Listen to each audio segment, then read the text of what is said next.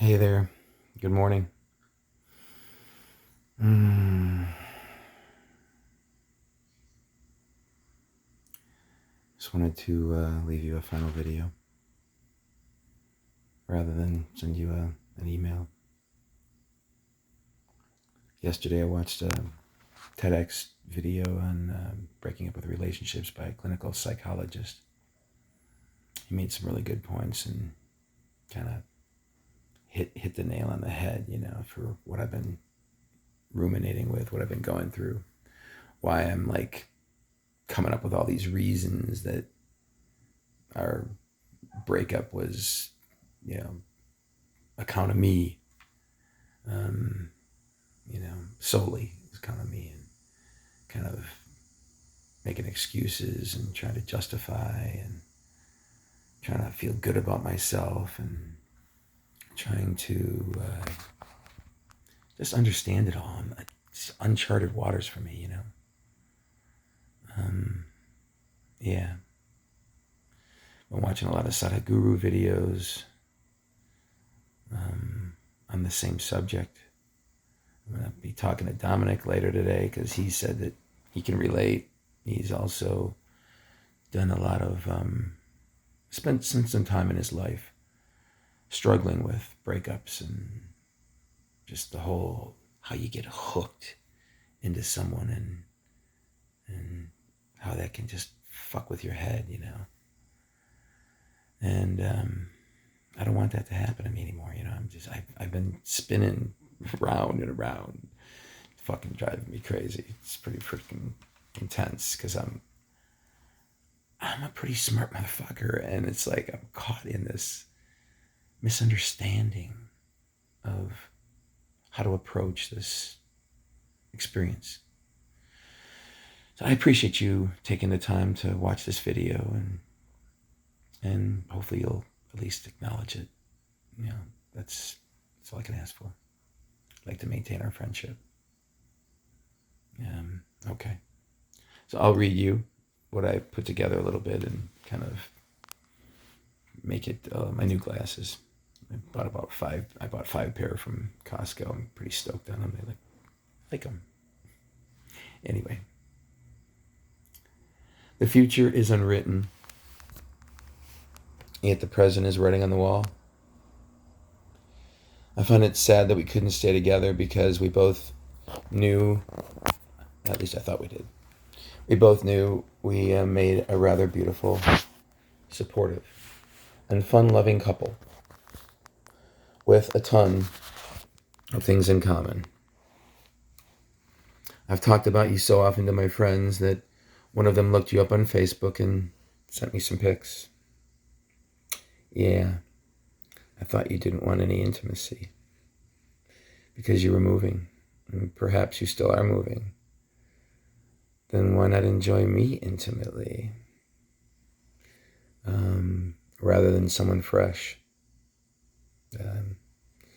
He kind of looks like Donnie, but I know they're different people. Or maybe I wasn't as good a lover as you may have thought. Or maybe I just,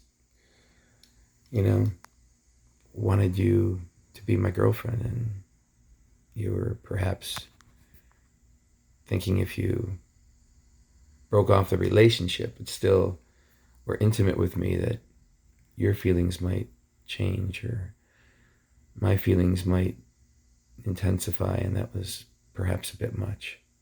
I don't know. I told you before, when I make a decision to give my heart to someone, it's a full-on thing. I don't I don't know. I don't just crumple it up and throw it away, and just move on. At least that's not my experience. So, go back into the world of self-discovery and life discovery, and be open to whatever the universe has in store for me. I'll send you a link to that TEDx video. I think you'll really like it a lot. It not only is about relationships and breaking up, it's about loss of any kind. And I know you're a pretty smart woman. I know you've got a lot of knowledge about these kinds of things and perhaps how to address them, but it's kind of a different angle. I really liked it. I think you would too. I'm kind of looking at myself in this reflection here in the with no shirt on, and I've toned my body down quite a bit. I probably lost 10 pounds, maybe 15. I don't know. I'm looking good. Feeling good's another story, but today's a different day, you know? But you guys had gorgeous freaking weather, haven't we? Anyway, going back to, I wanted to tell you, I listened to a video, an audiobook as well called, I told you about it before. It's called The Surrender Experiment by Michael Singer. Fucking brilliant story. And I know as a reader, you would really like it. It's a 40-year journey of his life. He lives in Gainesville, Florida. And I can't wait to go down there and check it out. All he ever wanted to do in life was to meditate in the woods alone.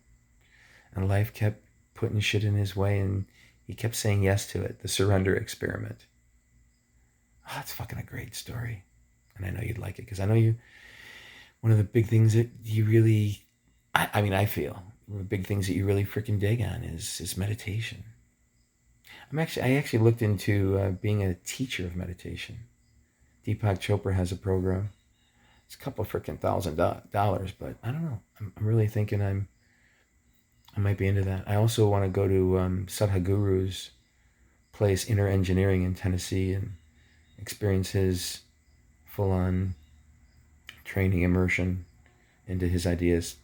Bad motherfucker, isn't he? God. Anyway, so I'm happy that you are happy with someone, if that's what you're doing or whatever you're doing. You know, ultimately I want you to be happy. You know, why the fuck not? But yeah, I've had a big shift yesterday. I was brokenhearted when I saw those pictures. I was just like, fuck. I mean, I don't own you. Okay. So I talked about you. Okay, I said that. In trying to understand myself and life, and in part you, I can't help but ask myself, wasn't I someone supportive and special to you? What was it we shared? Did we not experience love, an intermingling of souls, feelings of ecstasy, depth where you actually shared the song, I'm Done, and discussions of life together? How can that be turned off like a light switch? I mean, that's really perplexing. How you're able to just, I'm not saying you didn't, go inside yourself and go through some inner turmoil, but oh, fuck, man. I work through my problems. When I got an issue with somebody, I'll talk about it. What the fuck? If you feel it's worth it, so. 1 month later, you go boating, you're single, you mingle, you get off on the endorphin rush of someone new once again after 3 nearly predictable months. Hey, that's your prerogative. And I don't feel so special anymore, but maybe a little special. So, I understand nothing is permanent. I can't control another, nor would I want to. And I think what hurts the most was the depth of feeling that I had for you, which was reciprocated and without provocation severed. That sucked. So that's what hurt the most for me, and really hard for me to figure out how to comprehend and figure out how to not want to justify myself and justify my choices, my behaviors, my lifestyle, and just try to talk to you without talking to you. Is that even possible? I thought it was, but I don't know. Without the give and take, there's no way to resolve. There's no way to work on issues. It's got to be a two-way street. So anyway, your reasons were many, and they changed, which is certainly your right to justify your decision. You were moving and you believed I wouldn't. You had work and you said I didn't, or a costume wouldn't cut it. And by the way, I don't even fucking wear costumes anymore, I mean, I just don't, I've got 7 10s now, and I'm fucking killing it, man. I'm just crushing the freaking numbers. It's all me too. Nobody works with me. I just like taking all the cash.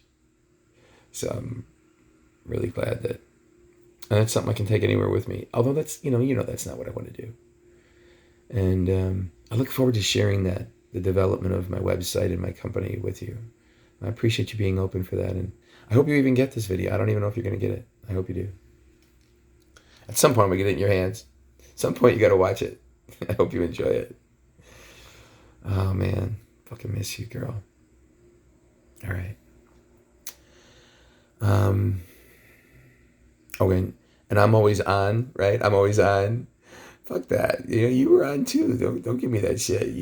There were times when you were like, you were intense, and exhausting. There were times when you were exhausting too. So, kind of goes both ways. But again, you don't talk about these problems when you're dating somebody. I mean, how the fuck you know to make adjustments? How do you even know what bothers somebody?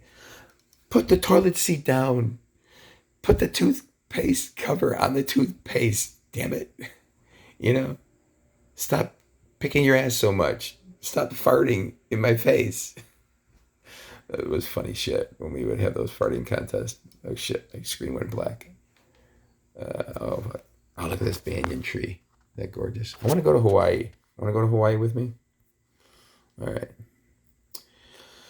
I'm sure my panic and inability to give you space was exhausting, but unfortunately, it's what I did to try and save our relationship. I got hooked. And when you told me repeatedly you both loved and adored me and were so grateful that I didn't give up on you, and then you cut me off, it sucked. Damn, that sucked. Anyway, I get it. Maybe it was timing, our cadence, my enthusiasm, your fear I'd leave you, smother you, my fear you'd leave me, or just assumptions made up for protection, and or other things that didn't quite fit comfortably for you. Well, we both know the future is unwritten. I'm okay with letting you go now that I see you in someone else's arms, because I'm not the kind of guy that just, tries to fight for somebody who I know has moved on with someone else. I mean, what the fuck? What am I going to do?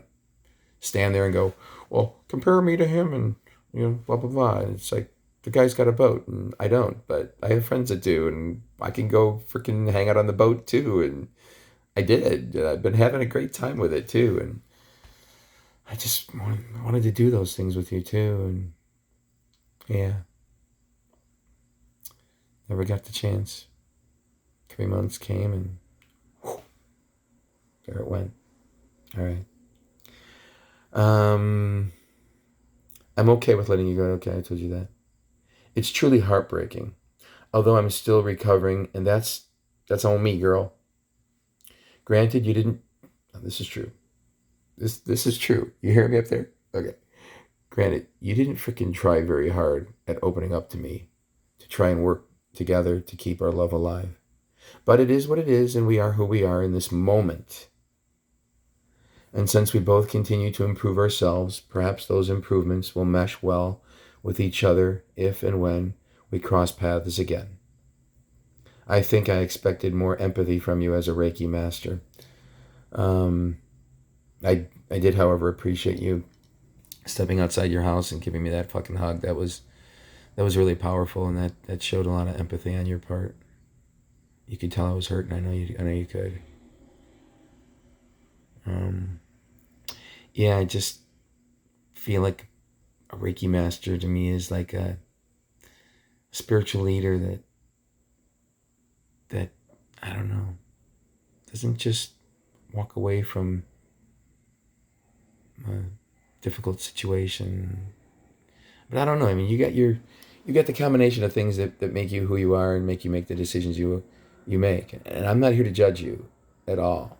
And I think you're a bad Reiki master. And I wish you'd work on me right now. My fucking shoulder's killing me. Picked up 3 tenths yesterday. But yeah, I don't know.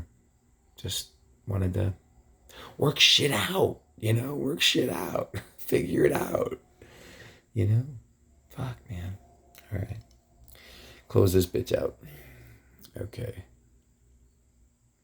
Yesterday, my cousin shared this with me, and I believe it's true for anyone honest enough with themselves. How do you know for sure you love someone? It hurts.